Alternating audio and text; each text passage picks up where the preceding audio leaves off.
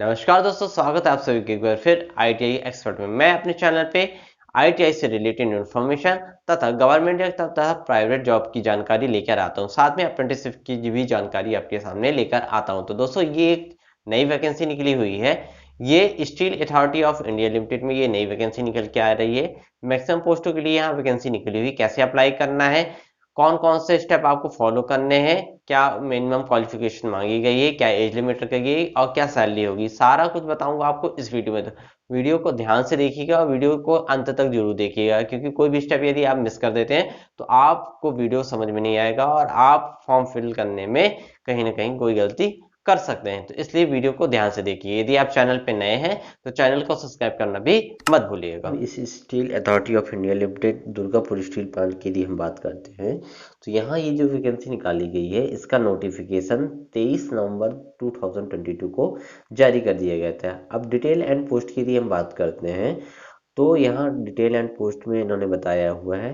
तो ऊपर की जो 3 पोस्टें हैं, कंसल्टेंट कंसल्टेंट डर्मेटोलॉजी, ऑर्थोपीडिया एंड है ना साइकेट्रिस्ट की जो वैकेंसी है, तो यहाँ पीजी मांगा गया है। साथ में 41 ईयर एज लिमिट यहाँ रखी गई है। यहाँ नंबर ऑफ पोस्ट की यदि हम बात करते हैं 111 पोस्ट तीनों कैटेगरियों में दिया हुआ है। फिर यदि हम बात करते हैं 4 एंड 5 नंबर की वैकेंसी की, तो दोस्तों यहाँ जो वैकेंसी निकली हुई है तो manager electrical electronics, manager mechanical के लिए वैकेंसी निकली है।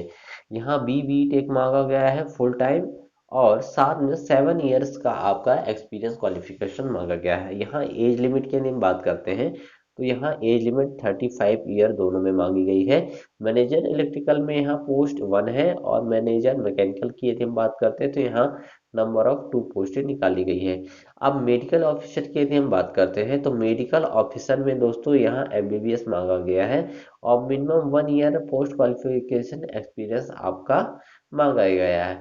यहाँ एज लिमिट 34 है और यहाँ नंबर ऑफ वैकेंसी 5 है। फिर बात आती है असिस्टेंट मैनेजर की, बॉयलर ऑपरेशन इंजीनियर के लिए, तो यहाँ बीबी टेक मांगा गया है, और यहाँ एज लिमिट 30 ईयर रखी गई है, और यहाँ नंबर ऑफ वैकेंसी 3 है।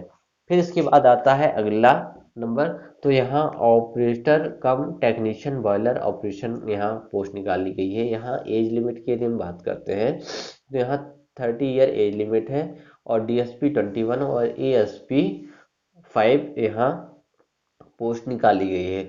यहाँ एलिजिबिलिटी की यदि हम बात करते हैं तो मेट्रिकुलेशन में 3 ईयर फुल टाइम डिप्लोमा आपसे मैकेनिकल और electrical chemical power plant production instrument engineering from government से मांगा गया है।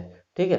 फिर 9 नंबर पोस्ट की यदि हम बात करते हैं तो operator cum technician matriculation 3 year और full time diploma mechanical engineer मांगा गया है। यहाँ एज लिमिट 28 ईयर रखी गई है, और साथ में यहाँ 5 पोस्ट निकाली गई है।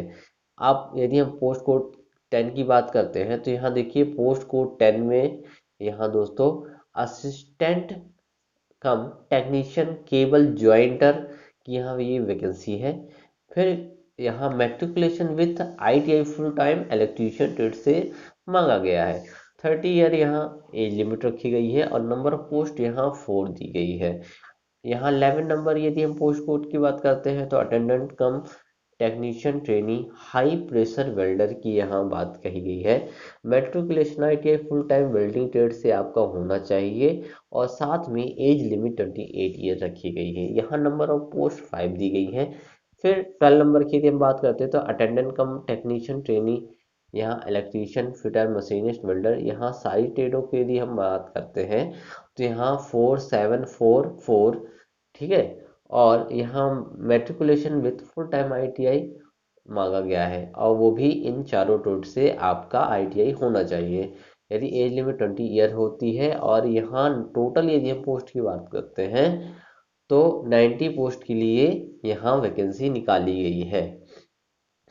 अब यहाँ देखिए, यहाँ मिनिमम क्वालिफिकेशन इन्होंने पहले ही बता दिया था कि किस पोस्ट कोड के लिए क्या क्वालिफिकेशन मांगी गई है। इसके बाद दोस्तों नीचे आते हैं रिजर्वेशन कोटे की, तो देखिए यहाँ इन्होंने एक चार्ट बना के दिया हुआ है कि रिजर्वेशन कोटे के according number of post SC ST OBC EWS and PWD के जो कैंडिडेट हैं उनके लिए कितनी यहाँ पोस्टें रिजर्व्ड रहेंगी। फिर दोस्तों यहाँ इन्होंने कुछ नोट करके दिया हुआ है, क्वालिफिकेशन के साथ इन्होंने बताया है कि आपका टेस्ट वगैरह कैसा होगा। तो candidate will be required to the produce the following certificate wherever applicable issue by the competent authority at the time interview skill test state test। ठीक है, यहाँ कास्ट सर्टिफिकेट आपका होना चाहिए।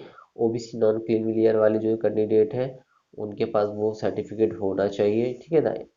फिर इसके बाद इनकम सर्टिफिकेट यदि आपके पास नहीं है तो वो भी होना चाहिए। डिसेबल्ड जो कैंडिडेट है उनके पास डिसेबल्ड सर्टिफिकेट होना चाहिए। एज रिलैक्सेशन के लिए हम बात करते हैं तो एज रिलैक्सेशन देखिए जो स्टैंडर्ड रूल चलता है उसके according 5 year SC ST candidate and OBC candidate के लिए 3 इयर्स का रखा जाता है।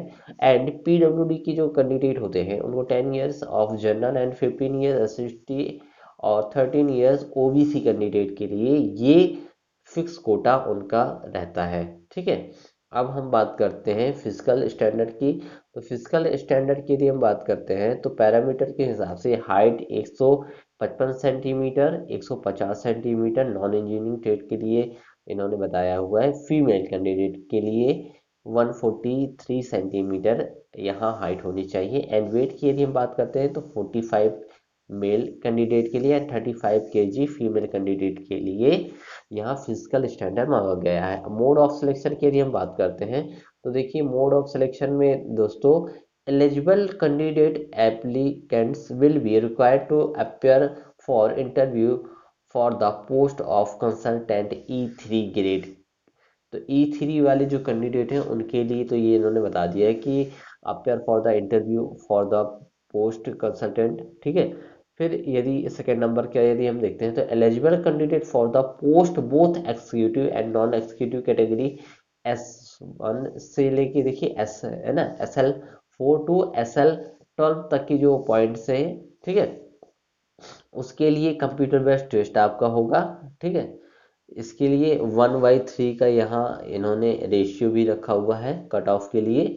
तो दोस्तों ये सारी चीज़ें आपके लिए इम्पोर्टेंट है समझना। आपको मैं इस नोटिफिकेशन का जो है तो PDF अपने डिस्क्रिप्शन बॉक्स में डाल दूंगा।